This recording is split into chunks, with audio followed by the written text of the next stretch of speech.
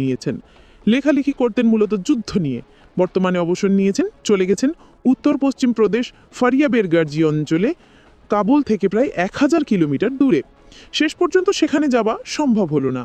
ফার্সি অনুবাদকের সাহায্যে তাকে টেলিফোনে জিজ্ঞাসা করলাম তালেবানের জয়ের প্রধান কারণ। সালাম জানিয়ে এই উজবেক সাংবাদিক 3টি বিষয়ের উপর জোর দিলেন: মাদ্রাসা শিক্ষা ও দুর্নীতি।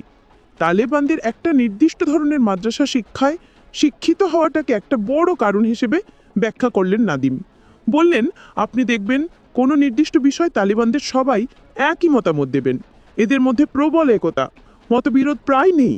এর কারণ এরা ছোট থেকে একই ধরনের শিক্ষায় শিক্ষিত। যে কোনো লড়াইয়ে পরস্পরের মধ্যে সমঝোতা যেহেতু অত্যন্ত জরুরি, তাই এদের একটা স্বাভাবিক সুবিধা বরাবরই ছিল।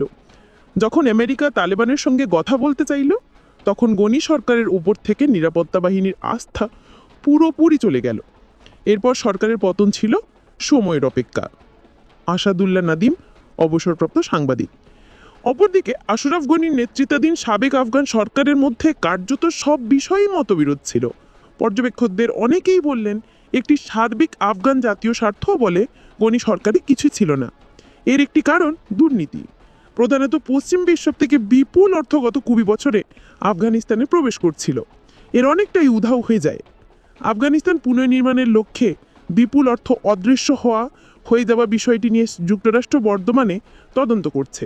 তদন্তকারী সংস্থা special inspector general for Afghanistan reconstruction cigar ধারাবাহিকভাবে তদন্ত প্রতিবেদন প্রকাশ করে দেখাচ্ছে কিভাবে পশ্চিমা বিশ্বের সঙ্গে মিলেমিশে আফগানিস্তানের প্রভাবশালীরা অর্থ তছরূপ করেছেন।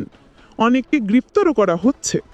নাদিম বলেন, এইসবের ফলে আফগানিস্তানের সরকারি বাহিনীর মনোবল ভেঙে পড়েছিল।